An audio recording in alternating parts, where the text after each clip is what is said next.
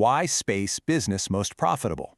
To even begin to understand a question with that kind of massive scope, we really need to build our understanding from the ground up and figure out exactly why this specific arena holds such immense potential.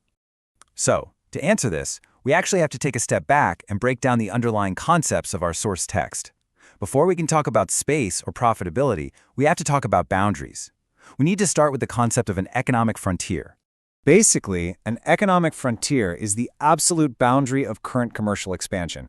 It's defined by untapped resources and totally new markets. I want you to conceptually picture a little stickman character standing right at the very edge of a known geometric landscape, just peering out into absolute blank space.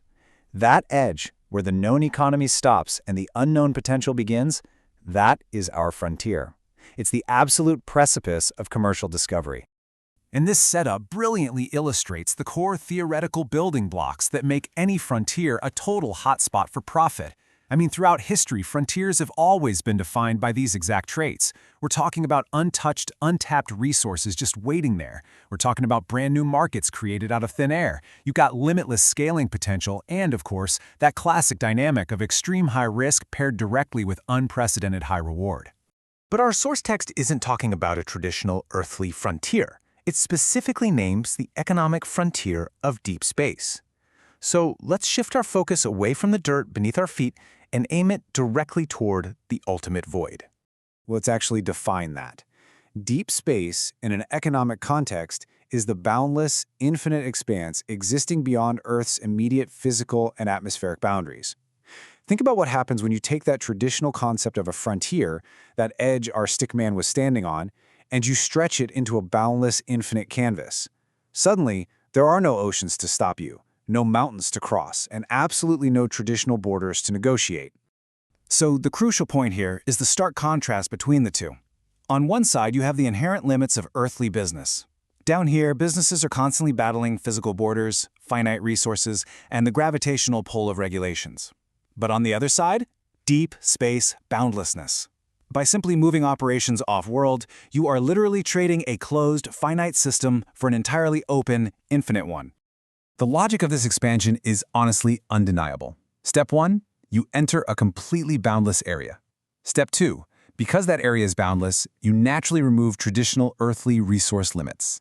And step 3, without those limits choking your growth, a business can achieve an absolutely unprecedented scale. It's just a simple, undeniable equation of expansion. Now, what's literally game-changing about this leap in potential is what happens to the math itself. When we compare profit potentials, earthly business inherently hits a hard ceiling bounded by those physical limits we talked about. But when those physical constraints are removed in deep space, that ceiling doesn't just get raised, it literally disappears entirely. We can actually slice this ultimate profitability into a conceptual pie to make it a bit easier to digest. What's actually driving that limitless potential? Well, it breaks down into 3 core pillars. 35% of it is driven by infinite scale. Another 35% comes from untapped resources.